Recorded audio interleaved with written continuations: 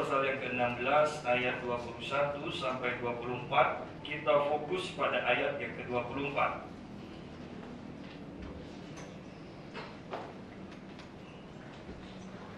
Sejak waktu itu Yesus mulai menyatakan kepada murid-muridnya bahwa ia harus pergi ke Yerusalem dan menanggung banyak penderitaan dari pihak tua-tua, imam-imam kepala dan ahli-ahli Taurat, lalu dibunuh dan dibangkitkan pada hari ketiga.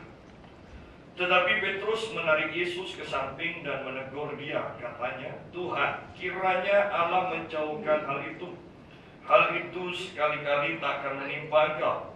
Maka Yesus berpaling dan berkata kepada Petrus, "Enyahlah iblis, engkau suatu batu sandungan bagiku, sebab engkau bukan memikirkan apa yang dipikirkan Allah, melainkan apa yang dipikirkan manusia." Lalu Yesus berkata kepada murid-muridnya, "Setiap orang yang mau mengikut aku, ia harus menyangkal dirinya, memikul salibnya, dan mengikut aku." Nah, ayat 24 ini akan menjadi fokus pembahasan kita. Bahwa setiap orang yang akan mengikut Yesus, ia harus menyangkal dirinya, pikul salib, dan mengikut Yesus. Ya. Perhatikan ayat ini, jangan dibalik. Ya. Ini kalau pendeta yang lain akan mengajarkan begini, kalau mau ikut Tuhan, seiring dengan waktu nanti kamu harus belajar menyangkal diri dan pikul salib. Ya, banyak pendeta akan mengajarkan seperti itu. Tetapi ajaran Yesus, sebelum ikut Yesus, kita harus menyangkal diri, pikul salib. Ya. Kenapa hal ini perlu? Karena ketika Anda berjalan dengan Tuhan nanti, akan banyak penderitaan demi penderitaan, penganiayaan demi penganiayaan. Kalau kita sudah diajar seperti kebanyakan kita diajar, bahwa ikut Tuhan itu enak, ikut Tuhan itu dari semua yang kau punyai engkau akan ditambahkan. Kalau ada masalah Tuhan akan selesaikan. Pokoknya ikut Tuhan dapat dan dapat. Ya. Kan kita diajar seperti itu kebanyakan. Nah, kalau kita diajar seperti itu, kemudian seiring dengan waktu kita mengalami penderitaan, pasti kita akan gampang kecewa. Ya. Tetapi kalau kita mau mengikuti ajaran Yesus, bahwa ketika seseorang terima Tuhan Yesus, kemudian selanjutnya adalah beritahukan bahwa kalau engkau sungguh-sungguh mau ikut Yesus, mulai sekarang sangkal diri, pikul salib. Ya. Jadi kalau mau ikut, lanjutkan. Kalau enggak, ya sudah. Daripada berhenti di tengah jalan. Ya. Saya tadi baca Facebooknya Bu Elis ketika dipasang syarat mengikut Yesus. Ada yang mengatakan begini, ikut Yesus kok ada syaratnya? Ya. Ikut Yesus kok ada syaratnya? Oh iya, ada. Terima keselamatan itu gratis. Tapi terima janji-janji Tuhan untuk digenapi ada syaratnya. Ya. Jangan dicampur adukkan ini. Mau ikut Yesus? Oh, tidak mudah. Kita harus sungguh-sungguh hidup sangkal diri, pikul salib. Ingat ketika Yesus mengajarkan bahwa dia akan mengalami penderitaan, dia akan mengalami dibunuh, dia akan menanggung penderitaan dikatakan. Langsung Petrus katakan, oh kiranya Tuhan menjauhkan itu Tuhan. Tetapi Yesus katakan, enyahlah iblis. Artinya apa? Bahwa gereja kalau mengeluarkan ajaran tentang penderitaan dari penyampaian firman kita, saya mau katakan, jelas iblis sudah beracara di sana. Karena kekristenan tidak bisa dipisahkan dari penderitaan. Kekristenan tidak bisa dipisahkan dari kematian. Karena kalau tidak seperti itu, tanpa kematian tidak ada kebangkitan. Ya. Nah, Mari kita lihat di sini, ajaran Yesus kembali. Setiap orang yang mau mengikut aku, ia harus menyangkal dirinya, memikul salib, dan mengikut aku. Saya tekankan kembali, jangan dibalik. Banyak pendeta tidak mengajarkan seperti ini. Ikut Tuhan enak. Ikut Tuhan kau akan diberkati. Oh, masalah berkat tidak usah dibicarakan. Iya, kalau sudah waktunya kita bisa dipercaya Tuhan, pasti diberkati. Ya. Jadi yang harus kita pikirkan adalah apakah kita sudah menyangkal diri dan pikul salib. Itu aja. Kalau tidak, saya mau katakan, di depan kita ini banyak penderitaan. Di depan kita ini banyak musuh. Kita ini kan pemenang kan? Tidak mungkin ada pemenang tanpa musuh. Tidak mungkin. Jadi yakinlah bahwa akan banyak musuh di depan kita, tetapi kita akan selalu muncul sebagai pemenang. Artinya tentunya banyak penderitaan, tetapi kita akan muncul sebagai pemenang. Ya. Belajar seperti pemazmur, Mazmur 23. Tuhan adalah gembalaku, takkan kekurangan aku. Ada terjemahan yang bagus. Tuhan adalah gembalaku, itu cukup. Nah, ya itu cukup, sudah. Tidak usah diembel-embeli nanti kalau Tuhan gembalaku, kamu akan diberkati, kamu akan dilindungi. Sudahlah, tidak usah diajari itu. Tuh, jadikan Tuhan gembala, cukup. Ya, cukup. Lagu tadi mengatakan semua yang kita perlukan ada di dalam gembala itu loh. Kalau sudah Tuhan adalah gembala kita, cukup. Nggak usah ngomong uang terus, ya, nggak usah. Itu cukup sudah. Jadi, ayo kita kembali kepada ajaran Tuhan Yesus, berbalik dari ajaran para pendeta, ya, ikut Tuhan. Diberkati, ikut Tuhan, dari semua yang ada engkau akan ditambahkan, dan seterusnya dan seterusnya. Saya mau katakan, pengikut Yesus adalah orang yang berani. Pengikut Kristus adalah orang yang militan. Orang yang berani, hanya orang yang berani yang mau meninggalkan segalanya.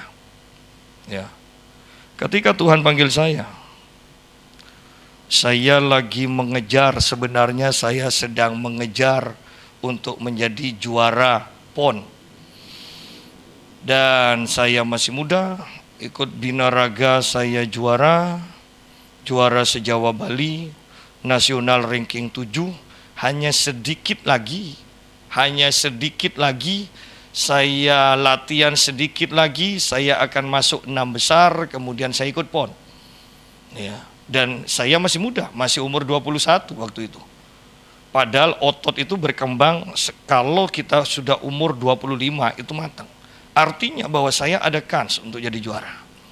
Tetapi ketika Tuhan Yesus datang pada saya langsung meninggalkan segalanya. Saya langsung tinggalkan. Di sekolah saya orang pandai. Saya tidak pernah di bawah 10, ranking 10. Saya sering kali masuk 3 besar, itu pun sering juara satunya. Ya. Makanya ketika kumpul sama anak-anak di sekolah Alkitab, ya namanya sekolah Alkitab itu kan afkiran. Ya. Oh iya, kalau mau jujur kan, kadang ini kita ini tidak berani jujur sih. Ya. Itu yang afkiran itu. Ya, jadi mereka sudah merhatikan gini, saya tenang-tenang aja, kalau saya ulangan pasti dapat 100 itu sudah. Ya. Sedangkan yang sudah belajar matanya mendelik sampai seperti Mas Koki itu, padahal mendelik tapi tidak ada yang nyantol pelajarannya. Ya, afkiran sih. Ya.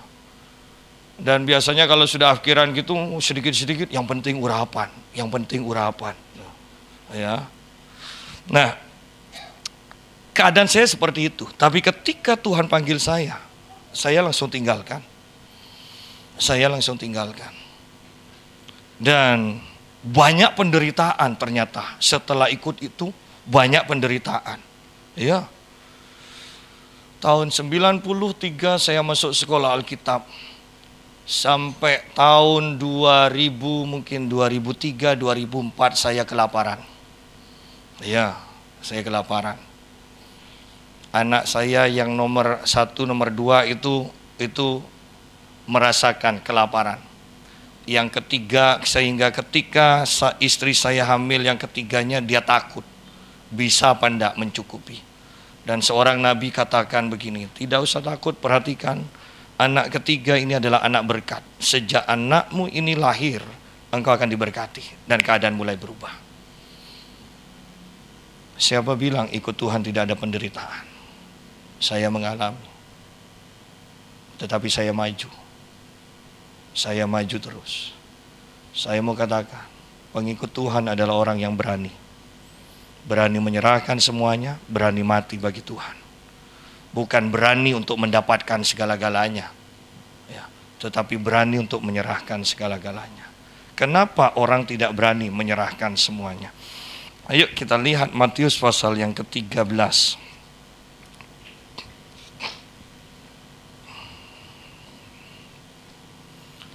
Matius pasal 13 ayat 40 sampai 46. Hal kerajaan surga itu seumpama harta yang terpendam di ladang yang ditemukan orang, lalu dipendamkannya lagi. Oleh sebab sukacitanya pergilah ia menjual seluruh miliknya, lalu membeli ladang itu. Demikian pula hal kerajaan surga itu seumpama seorang pedagang yang mencari mutiara yang indah. Setelah ditemukannya mutiara yang sangat berharga, ia pun pergi menjual seluruh miliknya, lalu membeli mutiara itu. Ya, perhatikan di sini, orang kalau tidak melihat, tidak mengetahui di ladang itu ada harta karun, tidak mungkin berani menjual seluruh miliknya. Ya, apalagi kalau orang ini kaya, misalnya punya 2 rumah, punya 3 mobil Alphard, semuanya dijual untuk membeli ladang. Tuh, ladang itu kan pasti murah kan? Kalau sampai orang ini berani menjual segalanya, kemudian beli ladang ini, orang-orang di sekitarnya akan katakan, bodoh kamu. Masa 3 mobil Alphard, 2 rumah mewah dijual hanya untuk dapat ladang seperti ini? Orang lain akan katakan bodoh. Orang yang tidak mengetahui bahwa di sana ada harta karun, tidak akan berani menjual segala miliknya demi untuk mendapatkan ladang itu. Ya. Kembali kepada perumpamaan yang kedua. Orang kalau tidak ngerti mutiara, nilai mutiara, akan mengatakan bodoh, 2 rumah yang besar hanya untuk membeli 1 batu yang kecil. Loh, ya kan? Hanya membeli 1 batu. Tetapi orang yang ngerti nilai mutiara mengatakan, aku untung.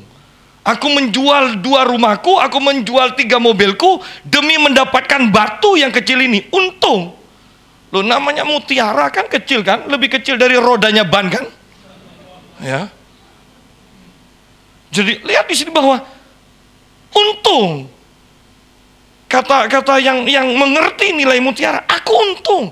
Kalau aku jual ini lagi, aku akan dapat 5 rumah, aku dapat 5 mobil. Nah, kenapa? Karena dia bisa melihat, menilai. Seseorang yang tidak berani meninggalkan segala-galanya untuk Tuhan, karena orang itu tidak pernah mengenal, tidak pernah tahu, tidak pernah mendapat pewahyuan betapa bernilainya Tuhan Yesus itu. Kalau seseorang bisa melihat nilai Yesus, maka kita akan katakan, percuma ini tidak ada harganya yang aku miliki. Aku harus dapatkan Yesus. Tetapi saya mau katakan, tidak semua. Saya mau katakan di sini, yang melihat, yang menemukan harta di ladang itu, banyak orang melihat ladang itu, tetapi hanya 1 orang yang bisa melihat bahwa ada harta karun di sana. Banyak orang mungkin bisa melihat mutiara, oh iya bagus, iya bagus, ya, iya bagus, tapi tidak ngerti nilainya. Tidak mungkin mau menyerahkan semua miliknya demi untuk mendapatkan mutiara. Betapa banyaknya orang yang ikut Yesus mengatakan Yesus baik, hanya sekedar baik. Yesus baik, tetapi setelah itu tidak berani menyerahkan hidupnya. Mau ngomong hidup perpuluhan aja tidak berani kok. Ya. 1/10 aja tidak berani, apalagi hidup. Kan begitu. Mengapa mereka tidak berani? Karena mereka tidak bisa melihat nilai Yesus itu. Mereka tidak bisa melihatnya. Ya. Ketika pemazmur di dalam Mazmur 73, dia mengatakan begini, di surga hanya Tuhan yang aku inginkan. Loh, di surga hanya Tuhan. Padahal di surga itu banyak emas loh. Ya, banyak batu permata. Betul kan? Bukan batu akik loh. Batu permata. Pintu gerbangnya aja batu permata. Betul kan? Nggak ditulis batu akik. Padahal orang Kristen loh, iya, saya pergi ke pertemuan hamba-hamba Tuhan GPPS. Itu setelah ada acara, ada seorang pendeta dari Kalimantan. Jadi mereka langsung cari meja, mereka keluarkan batu akiknya. Dia bilang, Pak, saya ini jualan batu akik ini untuk membiayai teman-teman saya pendeta-pendeta Kalimantan ini loh, untuk uang transportnya katanya. Loh, batu akik. Coba mereka ke surga, mereka dapat batu permata. Karena di Indonesia akik. Ya. Jadi di surga itu lantainya aja emas. Pintu gerbangnya permata. Saya mau katakan, pemazmur bisa melihat itu, tetapi dia katakan, di surga hanya Tuhan saja yang aku inginkan. Mengapa? Karena dia dapat pewahyuan bahwa surga kalau tidak ada Tuhan itu tidak bisa disebut surga loh. Saya mau katakan, surga sekalipun tanpa Tuhan itu bukan surga. Rumah kita di bumi ada Tuhan itu jadi surga. Gereja kita kalau ada Tuhan jadi surga. Tidak mungkin orang berani caci maki di gereja, saling tengkar di gereja, saling ngerasanin kalau Tuhan hadir. Ya, tidak nyindir. Tidak nyindir. Kalau bertemu Nabi kan biasanya gini kan. Contoh-contohnya dadakan, tapi biasanya loh, biasanya kena. Biasanya loh. Ya. Jadi lihat, hanya ladang, tetapi di dalamnya ada harta karun. Hanya mutiara yang kecil, tetapi mereka berani menyerahkan semuanya untuk mendapatkan mutiara. Kalau mau jujur, berapa persen dari semua orang Kristen yang berani menyerahkan seluruhnya untuk Tuhan? Jujur, ketika kita ikut Tuhan, pertama kali Anda mendengarkan kata-kata ini atau yang lain? Ya, mau ikut Tuhan, kamu harus sangkal diri, pikul salib, dan banyak penderitaan. Atau Anda mendengar, ikut Tuhan itu enak loh. Nanti mobilmu satu kan, nanti bisa jadi 3 loh. Perusahaanmu kan, hanya toko satu. Hanya toko satu, oh nanti kamu bisa buka pabrik dan sebagainya. Kira-kira, kalau mau jujur, Anda mendengar pengajaran yang mana? Kalau mau jujur ya, ajarannya banyak yang kedua loh, yang kita dengarkan. Makanya tidak heran ada masalah sedikit, tidak ke gereja. Ada masalah sedikit, dapat cowok aja yang agak kaya, rela pindah agama. Ya. Kita mempunyai orang-orang Kristen yang lemah. Tetapi saya mau katakan, kita butuh orang-orang Kristen yang kuat. Di akhir zaman ini kita butuh orang-orang Kristen yang kuat. Bukan orang-orang Kristen yang cengeng. Ya. Saya kasihan kalau ingat papi. Papi itu gembala murni. Saya kata orang nabi, ya. Papi gembala. Kata orang loh ya, kata orang ya. Nah, kasihan papi kalau malam jam 1 kring telepon kan. Oh, saya yang dengar pasti ada orang sakit atau mati. Tidak mungkin kan jam 1, ya, jam 1 tidak mungkin, Pak, ke rumah Pak, saya dapat uang ini Pak, berkat 10 miliar. Saya kasihkan 10%-nya untuk Bapak, cepat Pak, supaya tidak berubah hati saya. Kan? Ya, tidak mungkin seperti itu. Pokok pengalaman saya, kalau jam 1 pagi, jam 2, jam 3 itu kalau ada sakit keras, mati. Itu sudah. Ya, makanya jangan ngebel saya jam 1.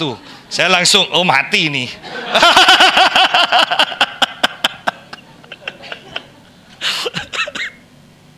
Ya. Nah, ada sakit sedikit, papi dibel. Tetapi ketika saya mengajarkan firman Tuhan, saya menggantikan papi. Ada jemaat yang sakit, ngebel saya. Jemaat yang lain tahu, oh marah ke jemaat. Nggak tahu ya, gembalanya itu repot. Kalau hanya sakit, pilek apa, nggak usah ganggu gembala. Biarkan gembala itu di rumahnya tenang. Minum obat lah, dia bilang. Doa sendiri. Sudah diajar, nggak mau ngerepotin, sudah diajar masih ngerepoti gembala. Loh, padahal saya kalau dipanggil saya mau, pasti mau. Ya. Tetapi lihat jemaat yang lain, ketika kita diajar firman yang kuat, mereka jadi mandiri. Mereka jadi mandiri. Kalau terus dimanjakan, oh pendetanya sendiri sakit perut, ditelepon tidak bisa datang, pindah gereja itu jemaat. Pasti pindah gereja. Ya. Kita kan kalau sudah seperti itu kan pikirannya pasti bukan pikiran positif kan? Pasti yang negatif pikirannya. Padahal gembalanya sendiri mencret-mencret. Ya, masa kalau mencret suruh kelayani tumpang tangan. Dalam nama Yesus bahasa sendiri. Ya, kan repot juga. Ya, ngertilah keadaan orang. Ya. Kembali kita lihat di sini bahwa ketika seseorang mengenal Tuhan, maka dia akan menjadi orang yang mau meninggalkan segalanya. Kitab Filipi.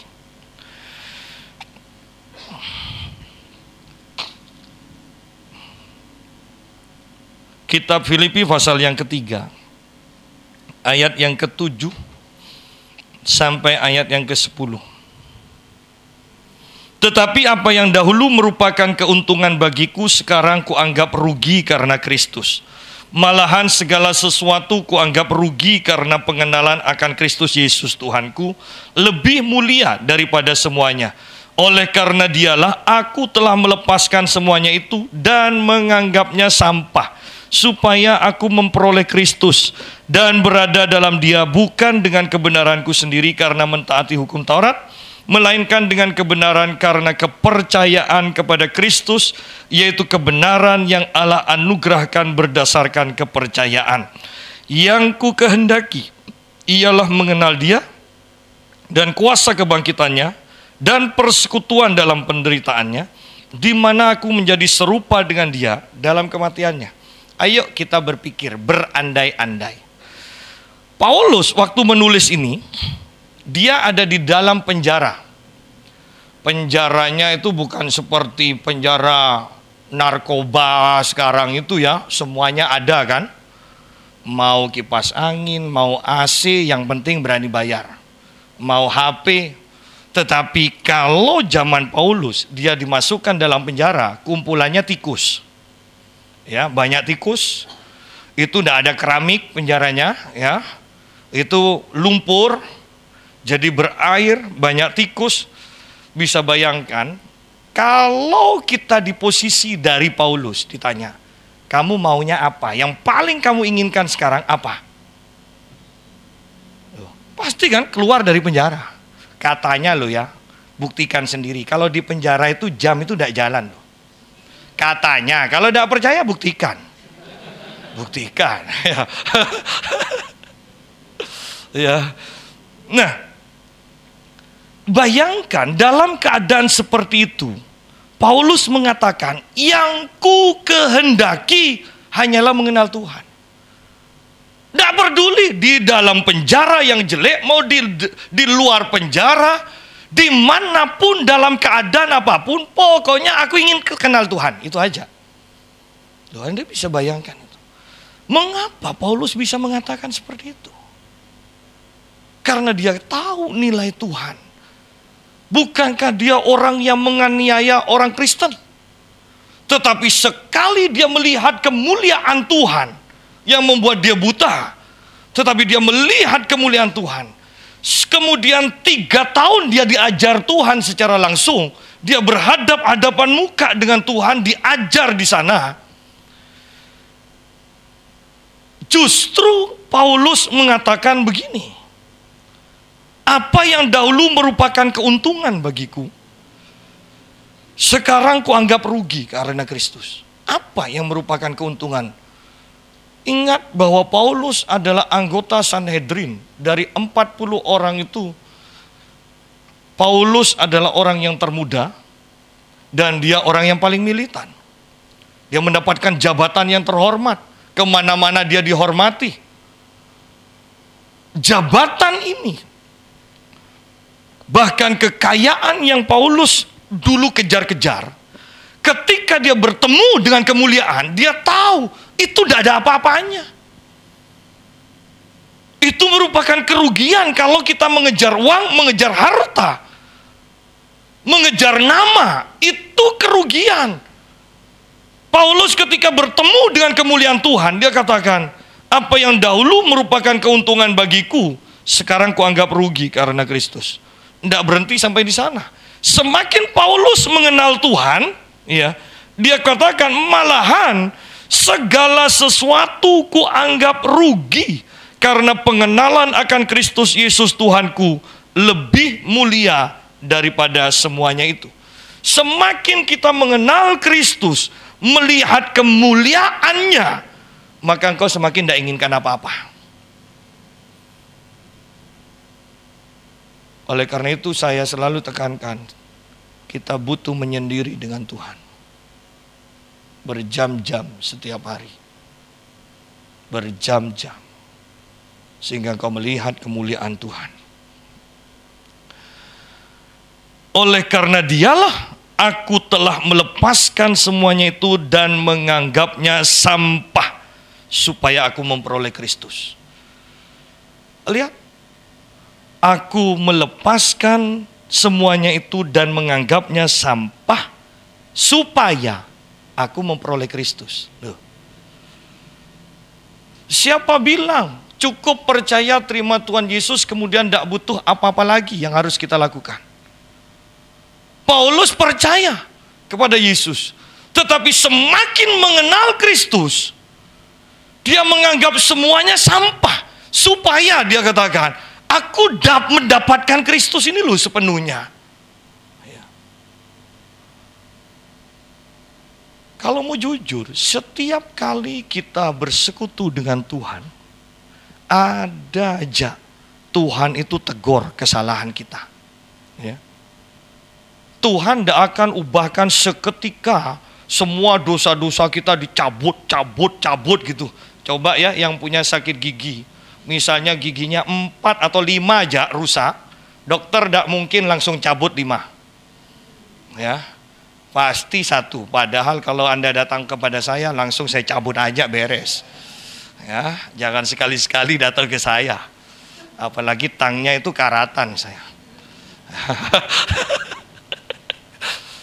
Kenapa? Karena dokter tahu kalau dicabut semua, tidak mungkin kuat. Ya, dengan sakitnya. Sama dengan dosa. Ketika kita datang pada Tuhan, Tuhan akan, anakku, itu kata-katamu tadi terlalu kasar. Selesai.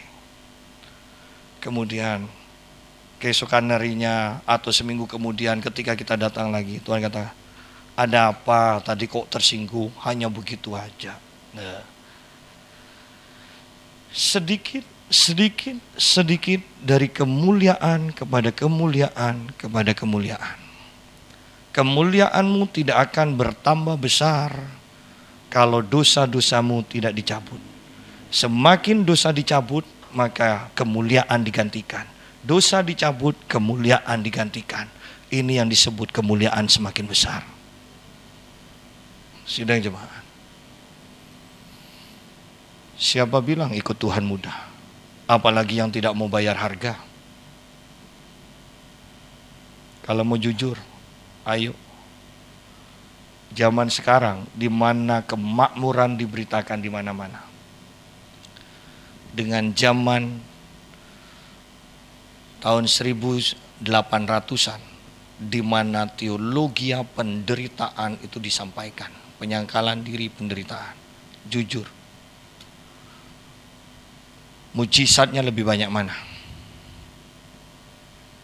Lebih banyak yang dulu. Charles Finney itu mau melayani, mau KKR. Dia datang ke satu tempat, 20 km sebelum dia sampai tempat, orang sudah bertobat terlebih dahulu. Charles Finney katakan, ketika hadirat Tuhan, pengurapan yang ada padaku, aku rasakan kurang. Dia langsung masuk ke hutan, dia akan menyendiri di sana, sampai urapan Tuhan itu turun kembali atas dia. Baru dia keluar lagi. Memangnya itu tidak ada syarat untuk dapat pengurapan seperti itu. Perlu orang-orang yang berani. Orang-orang yang militan. Untuk membuat kekristenan maju. Untuk nama Yesus dikenal oleh semua orang. Perlu keberanian. Dan Paulus menganggapnya sampah. Menganggapnya sampah. Ingat yang dianggap Paulus sampah. Itu ada uang, ada jabatan, ada nama. Bagi Paulus itu sampah. Mengapa dia bisa mengatakan itu sampah? Karena dia melihat nilai dari Tuhan yang dia kenal. Sebelum dia mendapatkan pengenalan Tuhan yang begitu mulia, dia menganggap uang, kekayaan, nama itu sangat berharga bagi dia. Ya. Mari kita mulai berpikir. Bagaimana dengan kita? Jangan-jangan emosi kita juga tergantung tanggal. Ya, tanggal 1 sampai tanggal 10. Bro, ya. Kalau sudah tanggal 15 mulai nggak enak makan. Sumpek, ya. Tanggal 20 jangan dekat-dekat. Ada apa matamu kau lihat-lihat? Ya kan, beda kan? Ya. Kalau kita masih seperti itu, diatur oleh keadaan, berarti Anda belum mengenal Tuhan sungguh-sungguh.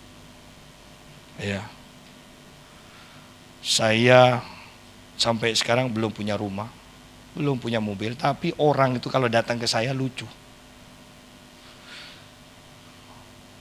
Anda tidak usah bingung dengan kata-kata saya. Saya percaya satu saat punya kok semuanya. Ya.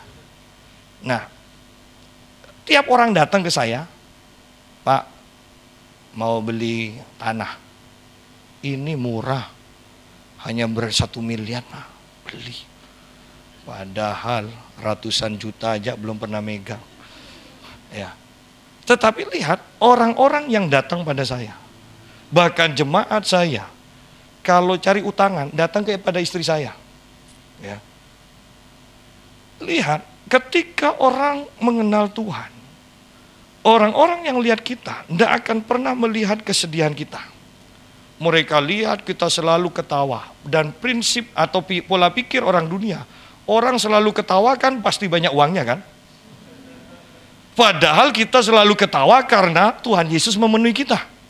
Ya, itu beda. Jadi ketika saya katakan, enggak, saya enggak punya uang. Allah, orang bos gini kok enggak punya uang. Ya. Iya. Akhirnya karena sudah sering seperti itu, kalau ada orang nawarkan lagi, saya katakan, enggak, saya enggak butuh. Lebih enak kan? Urusannya selesai sudah, saya enggak butuh. Dikasih tahu yang benar enggak percaya. Ya supaya cepat maksud saya. Kan enggak enak kan kalau ngomong sama orang yang enggak cocok itu enggak enak. Sudahlah. Iya. Saya itu kalau ketemu sama orang yang tidak cocok, aduh enak di kamar aja, ya sendirian sudah, daripada kalau saya bisa panjang lebar berarti cocok, ya berarti cocok. Kalau tidak cocok saya tinggal, ya. Loh, kalau memang tidak cocok kan, daripada dalam hati gerundel kok tidak pulang-pulang ini, ya kan? Kan dosa kan? Ya, lebih baik kan pura-pura ngantuk kan, pura-pura nguap walaupun tidak nguap kan. Ya kembali lihat di sini, menganggapnya sampah. Oh, padahal ilmunya Paulus itu luar biasa loh, tapi dianggapnya sampah. Sekarang, zaman sekarang, pendeta ini banyak yang ngorek-ngorek sampah ini loh. Ya, rebutan S1, S2, S3, ada yang tidak tahu kapan belajarnya tiba-tiba S3, ya, tidak tahu kapan belajarnya, ya, katanya sih hanya 10 juta jadi S2, dapat S2. Loh ini sampah loh, kata Paulus sampah. Ketika Paulus mengenal Yesus dengan benar, langsung dianggap sampah. Kenapa banyak orang sekarang mengejar yang ditinggalkan, yang dibuang oleh Paulus? Kenapa? Karena mereka tidak melihat kemuliaan Tuhan. Mereka tidak melihatnya. Seandainya mereka melihat kemuliaan Tuhan, saya kok udah enak dengan senyum-senyumnya. Kelihatannya saya ini sudah mengenai ya beberapa orang. Ya, banyak pendeta seperti itu memang. Bahkan ada yang mengatakan dapat S3 dari Amerika. Kok ya ada yang usil jemaatnya? Diselidiki ke Amerika, ternyata tidak ada. Ya, universitasnya itu tidak ada. Ya, ada yang usil. Ya. Oh iya, ya. Ada yang usil. Ya. Akhirnya ketahuan. Coba lihat, pendeta aja bisa berbohong demi sampah. Demi sampah loh ya, bukan demi harta karunnya, bukan demi mutiaranya, tapi demi sampah. Kenapa? Karena mereka tidak melihat kemuliaan itu. Yuk kita kembali ke dalam Matius pasal yang ke-19.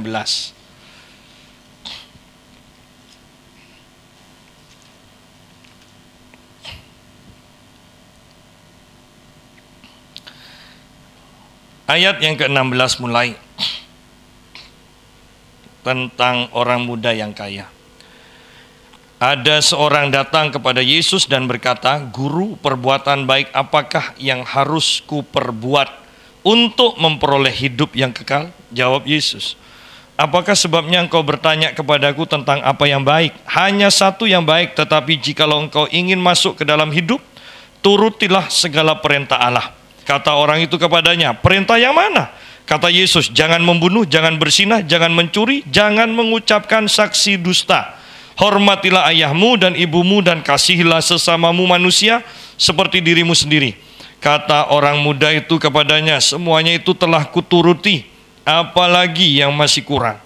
Kata Yesus kepadanya, "Jikalau engkau hendak sempurna, pergilah, jualah segala milikmu dan berikanlah itu kepada orang-orang miskin, maka engkau akan beroleh harta di surga. Kemudian datanglah kemari dan ikutlah aku." Ketika orang muda itu mendengar perkataan itu, pergilah ia dengan sedih sebab banyak hartanya. Ayat 21, kata-kata Yesus itu sama dengan pasal 16 tadi, ayat 24. Ya, sama ini. Dikatakan, "Jikalau engkau hendak sempurna, pergilah, jualah segala milikmu, dan berikanlah itu kepada orang-orang miskin, maka engkau akan beroleh harta di surga. Kemudian datanglah kemari dan ikutlah aku." Terakhir baru ikut Yesus. Bukan ikut Yesus dulu, kemudian sedikit demi sedikit dilepaskan. Oh enggak. Ya. Dan orang muda ini kemudian pergi. Kenapa? Karena dia tidak melihat. Dia menganggap Yesus hanyalah guru yang baik. Dia tidak melihat kemuliaan Tuhan Yesus. Sebaliknya, ketika Sakius yang disebut orang berdosa, dia orang yang kaya, ketika Yesus datang ke rumahnya, dia langsung mendapatkan pewahyuan, inilah Mesias. Dia langsung katakan, ingat loh, ini orang pelit loh. Ya, orang pelit. Tetapi ketika melihat Yesus, Yesus masuk ke rumahnya, Sakius katakan, Tuhan, dari semua hartaku, separuh aku berikan pada orang miskin. Kalau ada yang aku peras, aku kembalikan 4 kali lipat. Kira-kira Sakius bangkrut apa enggak? Bangkrut. Walaupun kita percaya ya dengan teologia kita, teologia kemakmuran, ya.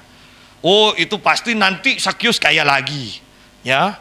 Kaya lagi berkat Tuhan. Kalau enggak percaya tanya ke Sakius. Kalau Anda masih penasaran ingin cepat-cepat, cepat aja tanya. Ya. Alamatnya di surga. Cepat aja tanya, enggak apa-apa. Kalau enggak percaya sama pengkhotbah ini. Ya. Nah, jadi Sakius bangkrut. Sakius bangkrut. Tetapi dia dapat Yesus. Dia dapatkan Yesus. Sudahlah, saya mau katakan, Anda tidak bisa berjalan dengan semua milikmu bersamaan dengan mengiring Yesus. Satu waktu nanti engkau pasti meninggalkan Yesus. Satu waktu. Jadi dari awal lebih baik hitung-hitungan, ya, kata Tuhan Yesus kan. Kalau membangun rumah itu hitung uangnya dulu supaya jangan berhenti di tengah jalan. Anda tidak bisa katakan, Allah yang penting ikut Tuhan lah dulu. Nanti urusan belakangan, suruh sangkal diri segala macam, tidak mungkin bisa. Tidak mungkin bisa. Anda akan mempermalukan diri Anda sendiri nanti, tidak akan selesai ikut Tuhan. Lebih baik dari awal, sudah serahkan semuanya, kemudian ikut Yesus. Tetap ayatnya ada, kalau kita ikut Yesus, Tuhan adalah gembala yang baik. Kalau kita ikut gembala yang baik, kebajikan dan kemurahan belaka akan mengikuti kita. Ya, itu tidak usah dipikir. Itu sudah hukum. Namanya hukum itu pasti terjadi seperti itu. Kita ikut Tuhan, kebajikan kemurahan belaka akan ikut kita. Itu sudah hukum. Kalau tidak percaya Anda ya, kalau hukum, namanya hukum gravitasi. Anda punya iman, loncat. Ya, dari tingkat 20 Anda mengatakan saya punya iman tidak jatuh. Silahkan coba. Apakah hukum imanmu atau hukum gravitasi? Saya kok lebih percaya hukum gravitasi. Makanya saya tidak mau nyoba. Yang tidak percaya silahkan coba. Yang saya mau katakan begini, kalau sudah hukum itu pasti terjadi. Ya. Jadi kalau Tuhan adalah gembala, maka hukum selanjutnya adalah kebajikan dan kemurahan akan mengikuti. Ya. Itu hukum. Tidak perlu dikejar itu. Jadi anak muda ini akhirnya meninggalkan Tuhan. Sedih, ingin ikut Tuhan, tetapi tidak rela meninggalkan segalanya. Sedih. Berarti ada hati dong ikut Tuhan. Ya. Tetapi syaratnya terlalu berat. Saya mau katakan bahwa syarat ikut Tuhan itu berat. Sangkal diri, pikul salib. Ya. Itu bisa disederhanakan dengan satu kalimat, meninggalkan segalanya. Ya. Ingat, saya mau tekankan, semua murid Tuhan meninggalkan segalanya. Matius ketika lagi asik ngitung uang kan, dipanggil oleh Yesus. Matius, ikut aku. Dia langsung tinggalkan semuanya. Dia ikut Tuhan. Petrus ketika lagi membenarkan jalannya, dipanggil. Ikut aku. Langsung ditinggalkan, ikut Tuhan. Bahkan Yakobus dan Yohanes yang anak orang kaya, mereka ketika dipanggil Tuhan, mereka tinggalkan segalanya. Ketika Elisa dipanggil, Elia hanya lewat, dia lemparkan jubahnya, dan Elia katakan, ikut aku. Ingat, Elisa sedang menggarap ladangnya dengan 12 pasang lembu. Oh, itu kaya sekali berarti. 12 pasang lembu. Tetapi ketika dia mendapatkan panggilan dari Elia, Maka lembunya disembelih, anak buahnya diajak makan semua, dan bajaknya juga dipotong-potong sebagai bahan untuk membakar. Artinya bahwa Elisa sudah berketetapan, aku akan ikut Elia, aku tidak akan kembali ke sini lagi. Oleh karena itu, kemudian Elisa menjadi nabi yang melakukan mujizat 2 kali lebih banyak daripada Elia. Ketika para murid meninggalkan segalanya, Yesus katakan, kalau engkau percaya, maka engkau akan melakukan pekerjaan-pekerjaan yang aku lakukan, bahkan yang lebih besar daripada yang aku lakukan.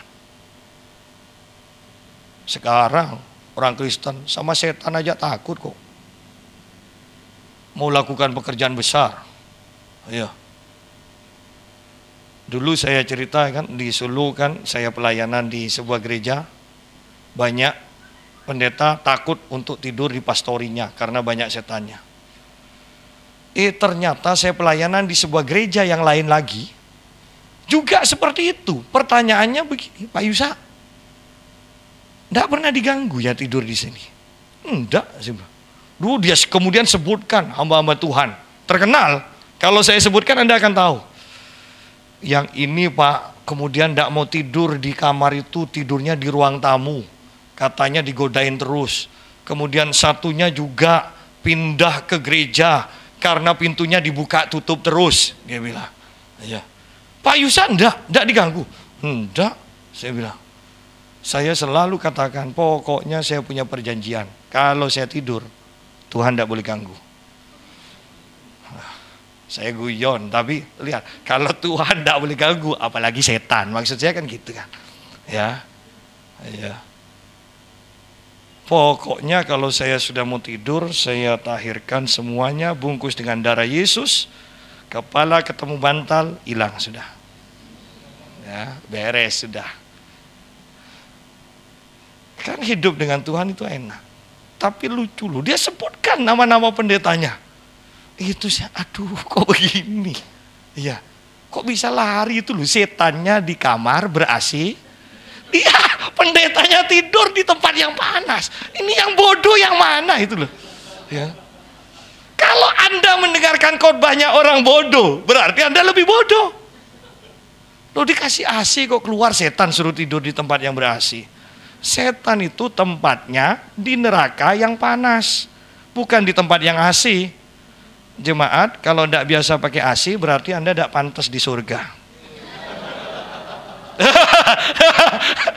Loh, ayo di surga itu sejuk, dingin atau panas? Sejuk, dingin lah. Pokoknya sekitar itu, tidak mungkin panas. Neraka mau pakai AC berapa watt pun ya itu neraka panas. Ya. Jadi kalau Anda tidak biasa hidup pakai AC dingin, jangan-jangan Anda milih sendiri loh ya. Tidak, ini bukan pewahyuan. Bukan pewahyuan, ini guyon.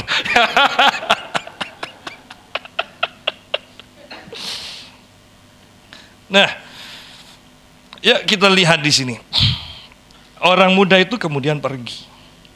Padahal dia sudah melakukan banyak loh yang baik loh, yang mungkin kita tidak bisa lakukan.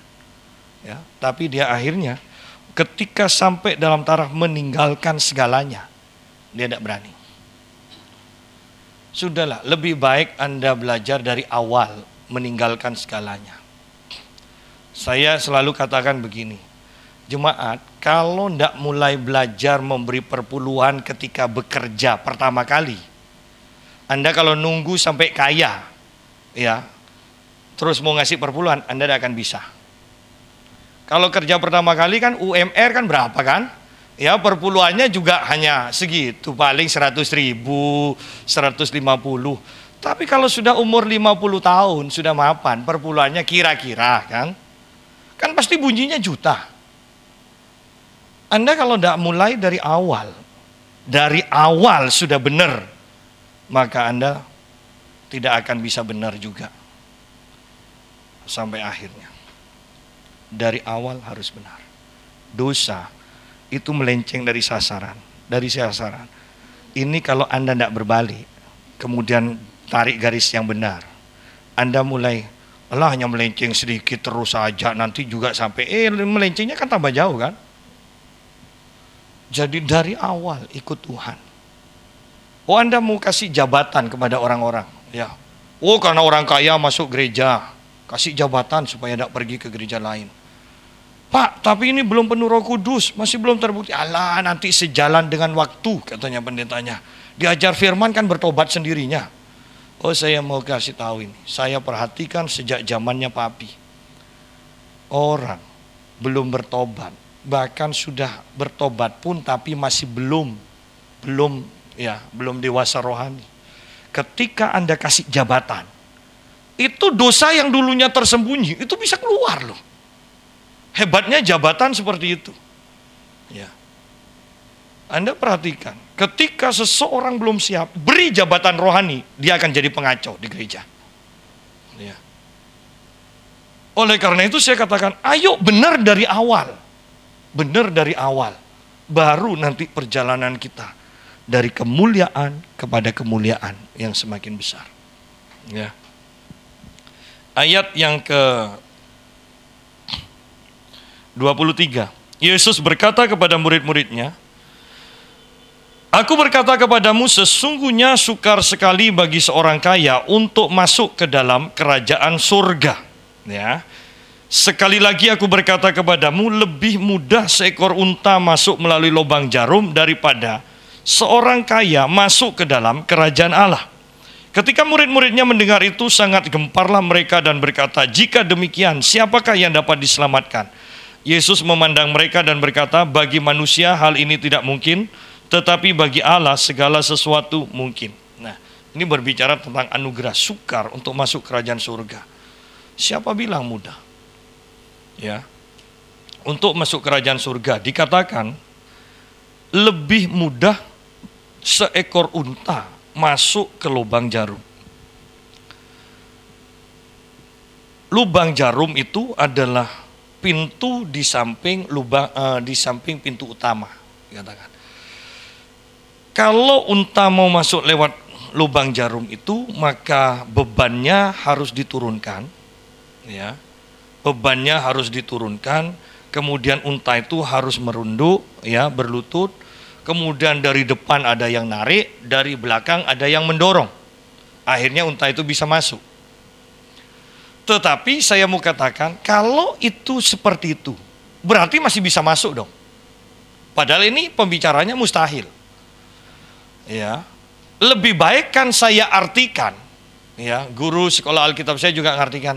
Paling gampang diartikan, memang maksudnya Yesus itu, ya, unta masuk lewat lubang jarum yang itu loh, yang orang kalau sudah 40 tahun punya mainan, ya, masukkan, tidak kena. Tidak kena, ya. Itu kan mainan mereka kan, ya. Ya. Nah, kalau kita yang sudah memasukkan benang yang kecil aja tidak masuk, apalagi unta dimasukkan. Nah, kira-kira seperti itu, bahwa keselamatan itu mustahil kecuali anugerah Tuhan. Ya, sudahlah percaya. Nah, tetapi dari keselamatan itu yang Tuhan berikan cuma-cuma, kemudian Tuhan baru mengatakan, kamu mau ikut aku sekarang? Ayo tinggalkan segalanya. Anugerah itu adalah keselamatan yang Tuhan berikan secara cuma-cuma. Tetapi anugerah juga berarti kuasa kemampuan dari Tuhan untuk melakukan kehendak Tuhan. Itu anugerah. Sederhananya seperti itu. Ya. Sehingga ketika banyak aliran hipergrace mengatakan, ya kalau kita masih harus melakukan ini, itu berarti bukan anugerah. Oh tidak. Justru anugerah itu, bagi saya anugerah adalah kita menerima anugerah, firmannya sama, orang perjanjian baru yang belum menerima anugerah, itu diberikan hukum Allah, mereka tidak mampu untuk melakukannya dengan kekuatan mereka sendiri. Tetapi anugerah yang kita terima dari Tuhan memampukan kita untuk melakukan firman Tuhan ini. Itu anugerah. Ya. Nah, Bagi Tuhan itu mungkin, kata Tuhan. Kemudian nyeletuk lagi muridnya. Petrus ini memang tukang nyeletuk. Ayat 27. Semoga tidak ada yang nama Petrus. Iya, mulai tadi kelihatannya saya nyindir-nyindir terus. Lalu Petrus menjawab dan berkata kepada Yesus, kami ini telah meninggalkan segala sesuatu dan mengikut engkau. Jadi, apakah yang akan kami peroleh? Nah, Petrus katakan ninggalkan sesuatu, baru dia bertanya, apa yang kami peroleh? Nah, pertanyaannya ini masih bisa diterima. Yang tidak tahu diri itu yang belum meninggalkan segala-galanya sudah tanya, dapat apa ikut Tuhan? Loh, itu tidak tahu diri. Ya, tidak tahu diri. Petrus layak, dia sudah tinggalkan semuanya. Para murid sudah tinggalkan semuanya. Mereka katakan, dapat apa kami? Yesus katakan begini, kata Yesus kepada mereka, aku berkata kepadamu, sesungguhnya pada waktu penciptaan kembali, apabila anak manusia bersemayam di tahta kemuliaannya, kamu yang telah mengikut aku, akan duduk juga di atas 12 tahta untuk menghakimi ke-12 suku Israel. Dan setiap orang yang karena namaku meninggalkan rumahnya, saudaranya laki-laki atau saudaranya perempuan, bapak atau ibunya, anak-anak atau ladangnya, akan menerima kembali 100 kali lipat. Ini yang kedua. Dan akan memperoleh hidup yang kekal. Nah, yuk kita lihat sekarang. Akan memerintah menghakimi 12 suku Israel, dikatakan. Upahnya ini akan menghakimi 12 suku. Ini di mana? Ini terjadinya di mana? Di surga kan? Ya, di surga. Kemudian ayat 28, akan mendapatkan saudara laki-laki, perempuan 100 kali lipat. Di mana itu? Enggak, di bumi ini. Di bumi, ya, di bumi. Kemudian dan akan memperoleh hidup yang kekal. Ini di mana? Di surga. Lihat di sini, upah yang Tuhan berikan ada 3. 2 berbicara kekekalan. Ya, 1 berbicara di sini, di bumi. Artinya bahwa kalau kita ikut Tuhan, fokus kita yang utama adalah di kekekalan, bukan yang di bumi. Walaupun di bumi Tuhan janjikan, aku akan memberkati engkau. Tetapi fokus utama kita adalah surga. Kira-kira nanti di surga kita kedudukan kita bagaimana? Kira-kira kita dihormati atau enggak? Kira-kira dapat apa di surga? Itu harus dipikirkan loh. Ya, itu harus dipikirkan. Kita beribadah, kita memenangkan jiwa, kita melakukan ini, itu. Kita harus pikirkan bahwa ini akan berdampak nanti bagi kita di surga. Ya. Bukan hanya yang di bumi terus yang dipikirkan. Tetapi yang utama 2/3 dikatakan di sini, itu ada di surga. Seharusnya fokus kita surga. Ya. Fokus kita surga. Saya punya teman kurang ngajar. Saya punya teman, kemudian barusan waktu konferensi hamba-hamba Tuhan GPPS, teman sekolah Alkitab kata, saya datang ke teman saya ini. Saya sudah katakan orang itu tidak benar. Saya diajak, Sak. Oh iya. Kemudian keesokannya orang ini cerita begini, wos, teman kita satu itu kurang ajar sungguh. Kenapa? Masa diajarkan begini? Kita ini di sana tidak dihargai. Dia ngomong sama orang-orang kaya semua. Kita ini hanya suruh lihat. Kemudian terakhir orang ini katakan begini, kamu itu ya, kalau mau kaya, jadi hamba Tuhan yang berhasil, layani raja, dapat berkat raja. Kalau layani orang miskin, dapat berkat orang miskin. Loh, apa tidak kurang ajar? Loh, ini pendeta ini loh. Pendeta. Jangan-jangan pernah diundang di sini juga. Jangan-jangan. Maksud saya jangan diundang. Yang peka ngerti maksud saya, yang tidak peka silahkan lanjutkan. Ya, saya pernah menceritakan tentang kelakuan begini. Ada hamba Tuhan begini. Datang seorang ibu ke saya di tempat yang lain. Pak Yusa waktu cerita itu kesaksian yang di sana, itu apakah orangnya ini? Ya betul, Bu. Oh, itu memang, Pak. Kemudian ibu ini justru cerita yang lain-lain lagi. Wah, lebih dahsyat lagi ini. Ya, iya. Ya. Loh, ini loh, kalau fokus kita di bumi, sudahlah saya mau katakan, hanya masalah waktu, sekalipun pendeta, hatinya tidak akan benar. Jemaat kalau fokus kita hanya berkat-berkat, hanya masalah waktu, engkau akan berjalan dalam ketidakbenaran. Tetapi kalau fokus kita surga, ada hakim, ada mata yang melihat kita terus, yang akan meminta pertanggungan jawab kita. Oh, aman kita. Sudahlah aman. Kita akan hati-hati di dalam menjalani kehidupan ini. Ya. Penilaian kita nantinya yang benar adalah di surga, bukan di sini. Nggak jadi ukuran rumah kita besar atau apa, ya. Anda walaupun nanti kan orang-orang yang durhaka itu biasanya yang durhaka itu ya, yang tidak merhatikan orang tuanya, kalau mati dibuatkan kuburannya bagus, ya. Padahal kalau suruh jaga di rumah sakit, yang sibuk lah, yang apalah, ya. Kalau sudah mati dibuatkan kuburan bagus. Saya mau katakan, apa yang di bumi itu bukan ukuran. Nanti di surga ukurannya, ya. Nah, jadi fokus pada yang di surga, fokus pada yang di kekekalan. Sekarang, apa gunanya lalu ketika kita meninggalkan segalanya? Ya, kita mendapatkan kedudukan di surga, kuasa di surga. Ya, kita mendapatkan hidup yang kekal. Ya, kita mendapatkan teman-teman, keluarga 100 kali lipat dikatakan. Tetapi yang lebih utama daripada itu, mari kita lihat. Ini ayat yang terakhir, saya memberi kelegaan pada Anda. Oh iya kan? Kalau sudah bilang ayat terakhir, kok bisa langsung ya? Kok bisa refleks gitu loh? Ayat terakhir, ya. Kisah Para Rasul, pasal yang ketiga. Saya bacakan dengan cepat. Pada suatu hari menjelang waktu sembahyang, yaitu pukul 3 petang, naiklah Petrus dan Yohanes ke bait Allah.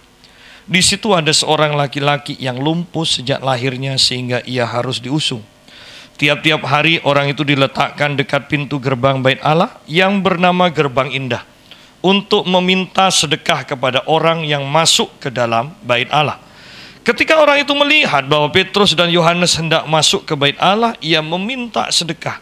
Mereka menatap dia dan Petrus berkata, "Lihatlah kepada kami." Lalu orang itu menatap mereka dengan harapan akan mendapat sesuatu dari mereka. Tetapi Petrus berkata, "Emas dan perak tidak ada padaku, tetapi apa yang kupunyai, kuberikan kepadamu. Demi nama Yesus Kristus, orang Nazaret itu, berjalanlah." Lalu ia memegang tangan kanan orang itu dan membantu dia berdiri. Seketika itu juga kuatlah kaki dan mata kaki orang itu. Orang lumpuh ini ketika bertemu dengan Petrus, Petrus mengatakan, "Emas dan perak tidak ada padaku." Ya, ingat nih, kata-kata ini kata-kata yang sejujurnya loh. Bukan seperti kebanyakan pendeta sekarang. Walaupun kaya, ya kalau sudah anaknya masuk kuliah masih datang minta potongan. "Pak, saya ini pendeta." Loh, pendeta kok minta potongan malah, ya. Padahal mobilnya juga Mercy di rumahnya, tapi masih bilang, "Pak, saya pendeta, tidak punya apa-apa." Ya. Tapi ingat ini, banyak pendeta yang katakan seperti itu. Tapi Petrus di sini mengatakan sejujurnya, "Emas dan perak tidak ada padaku." Kenapa? Iya, karena ketika Yesus memanggil Petrus, Petrus meninggalkan segalanya. Sehingga dia memang tidak punya emas dan perak. Tetapi Petrus juga mengatakan, aku sudah meninggalkan segalanya. Yang aku miliki sekarang sebagai gantinya, aku meninggalkan emas. Aku memiliki kuasa di dalam nama Yesus. Di dalam nama Yesus, bangkit dan berjalanlah. Dan orang ini berjalan. Sidang jemaat, baru ketika kita meninggalkan segala-galanya, maka kita akan mempunyai kuasa. Gereja memiliki uang yang banyak. Gereja Indonesia, memiliki uang yang banyak. Tapi kalau untuk menyembuhkan orang sakit, mereka mengundang pendeta dari luar negeri, KKR, baru ada orang sakit disembuhkan. Ya, KKR, bayarannya mahal loh, ngundang pendeta gitu. Ya, ada yang sampai miliar loh, miliar, tekan kontrak. Tidur di hotel ini, ya kalau pagi makannya ini, siang makannya ini, itu tekan kontrak. Ya, mahal, miliaran. Kemudian Anda perhatikan ya, banyak mujizat-mujizat yang terjadi sebetulnya tidak sebanding dengan banyaknya persiapan yang kita adakan, dengan uang yang kita keluarkan. Berandai-andai begini juga, mereka sudah lakukan mujizat. Kemudian dampaknya apa selanjutnya? Ketika mereka pergi, tidak ada sesuatu yang terjadi kan? Selesai sudah. Mungkin ada tambahan beberapa jiwa di beberapa gereja. Tetapi berandai-andai, kalau semua jemaat sudah diajar soal penyangkalan diri, pikul salib, bahwa mereka sudah meninggalkan segalanya, sekarang mereka mendapatkan kuasa nama Yesus ini. Di tetangga-tetangganya mereka menyembuhkan orang sakit, di lingkungannya mereka menyembuhkan orang sakit. Kira-kira kita masih perlu ngundang hamba-hamba Tuhan yang terkenal itu? Tidak. Karena kita sudah melakukannya. Dan saya percaya ini lebih berhasil seharusnya. Tetapi ini tidak disadari. Kita mempunyai banyak uang, kita malas untuk berpuasa sendiri, kita undang orang yang berpuasa untuk mengadakan mujizat. Bukan itu seharusnya. Seharusnya kita yang berpuasa, kita yang berdoa. Anda ketika Reinhard Bonnke datang, lihat, sebelum dia datang, mereka kerahkan anak buahnya untuk mengajar gereja, mengajak gereja di Indonesia untuk berpuasa, untuk berdoa, doa peperangan rohani. Loh, lihat, mereka diajar seperti itu, makanya banyak mujizat terjadi. Apakah karena Reinhard Bonnke mujizat terjadi? Itu hanya sebagian kecil aja. Tetapi yang terutama sebelum Reinhard Bonnke datang, gereja-gereja di Indonesia sudah berdoa, sudah berpuasa. Itu yang menyebabkan mujizat terjadi. Artinya bagi saya, seharusnya kita tidak perlu mengadakan repot yang terlalu besar, tidak perlu mengeluarkan uang yang terlalu banyak. Ayo kompak doa, puasa, sangkal diri, pikul salib, ikut Tuhan, mujizat pasti terjadi. Sidang jemaat, kita mempunyai orang-orang Kristen yang manja.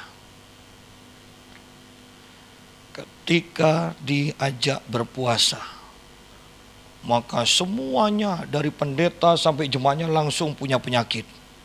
Tidak bisa puasa. Ya. Ketika kita ada acara misalnya mau bangun gereja, langsung pikirannya, aku harus membayar anakku kuliah, aku harus begini, harus begini, harus begini. Anakku, pakaianku, mobilku, rumahku.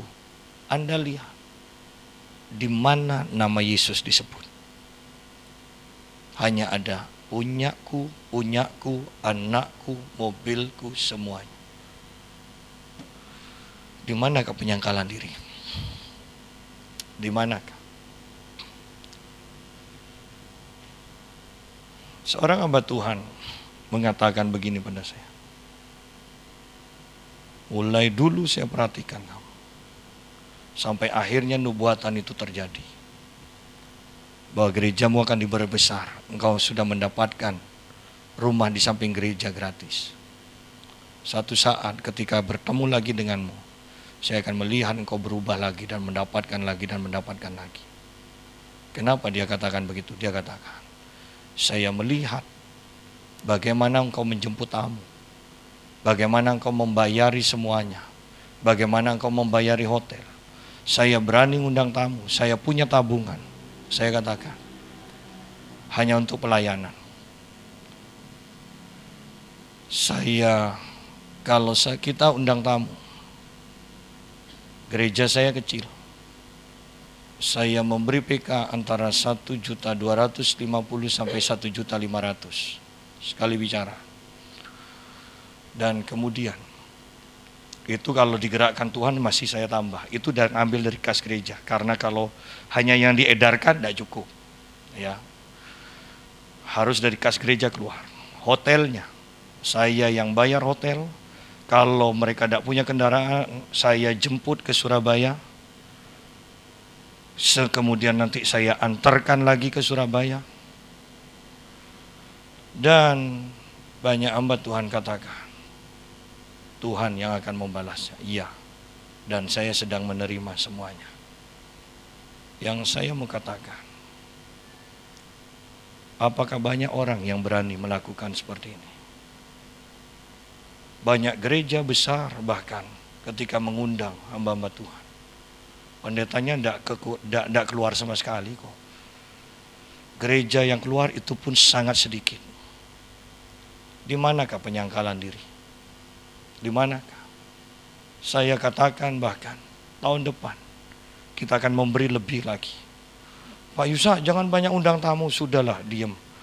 Kalau kalau gereja ini sudah ada, istri saya masih punya tabungan. Saya akan keluarkan semua. Yang penting jemaat dibangun. Yang penting jemaat bisa melakukan mujizat. Saya akan keluarkan semuanya. Sidang jemaat. Saya punya uang hanya untuk memberi dan beli suplemen, itu aja. Ya. Dari mau nangis jadi ketawa. Ketika saya di Solo, saya saksikan barusan, uang saya sudah tinggal sedikit. Tapi saya kalau ke Solo, saya punya anak-anak rohani, saya punya ada gereja yang di pinggiran, gembalanya sudah tua, saya harus memberikan uang itu. Saya kasih. Kemudian ada yang jemaatnya yang juga miskin-miskin, saya kasih. Ada satu orang yang sudah jadi guru walaupun pendapatannya tidak seberapa. Saya katakan begini,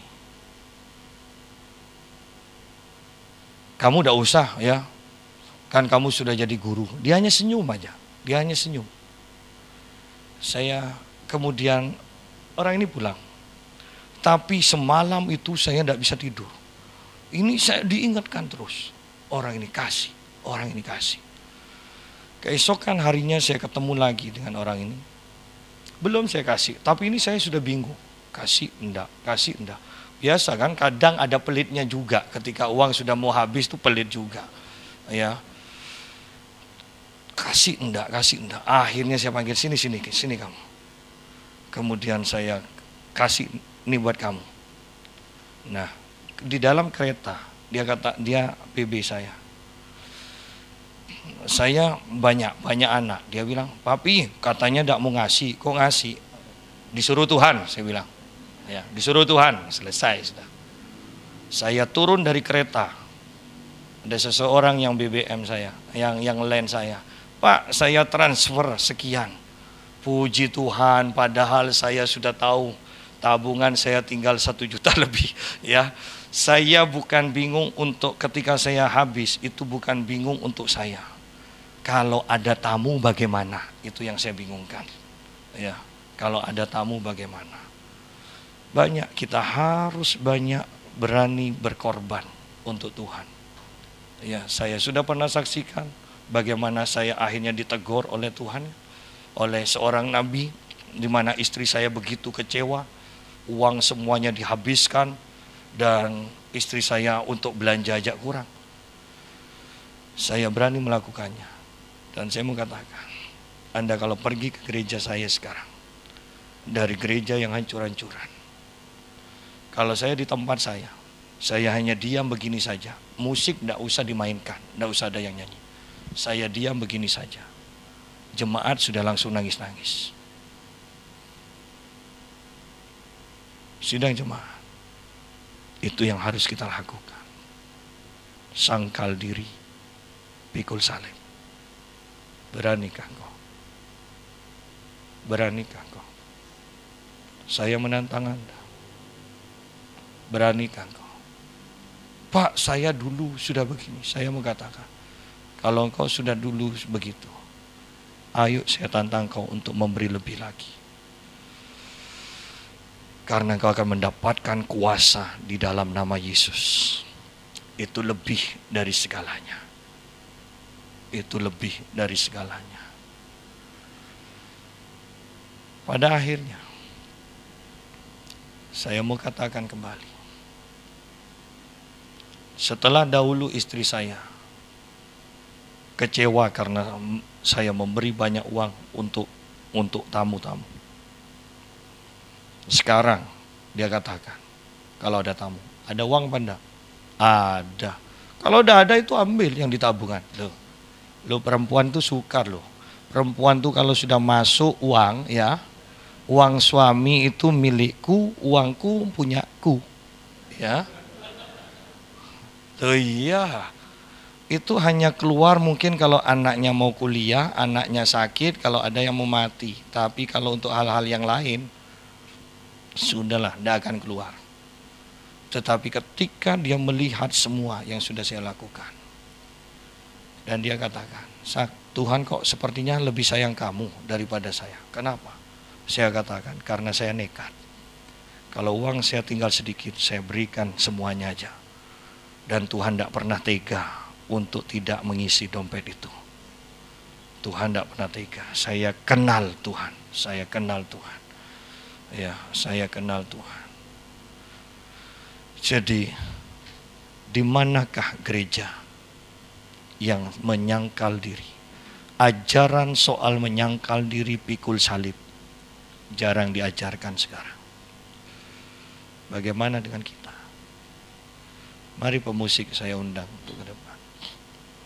Bagaimana dengan kita? Saya menantang Anda untuk sekarang. Apakah Anda berani? Saya percaya setelah ibadah ini selesai, Tuhan akan banyak berbicara kepada Anda. Tuhan akan banyak berbicara pada Anda. Dan Tuhan akan meminta dan meminta. Tahukah Anda? Ketika saya memberi itu. Yang membuat saya mendapatkan berkat yang besar ketika turun dari kereta api. Itu bukan karena saya yang memberi, tetapi yang terakhir yang menjadi pergumulan. Yang saya katakan, anak itu sudah bekerja. Uang saya tinggal sedikit, Tuhan suruh. Saya katakan, sudah kerja Tuhan. Seringkali kita kehilangan momen di mana itu yang menentukan berkat selanjutnya yang akan kita terima. Itu hanya akan terjadi kalau kita terbiasa menyangkal diri, pikul salib. Sangkal diri, pikul salib. Saya melihat tadi dalam penyembahan banyak sumber-sumber tiba-tiba bermunculan. Itu seperti air mancur. Itu di mana tanah tidak bisa membendung air itu sehingga dia memancar keluar. Tuhan sedang menyediakan itu. Jangan tinggal dalam ketenanganmu, dalam kenyamananmu. Tuhan akan memberikan pekerjaan-pekerjaan baru. Tuhan akan membuka pekerjaan-pekerjaan yang baru. Tuhan akan menambah-nambahkan. Sehingga tidak ada tanah yang bisa menahan ini. Saya mau katakan kembali. Karena Tuhan mau memakai engkau sebagai berkat. Mari kita bangkit berdiri.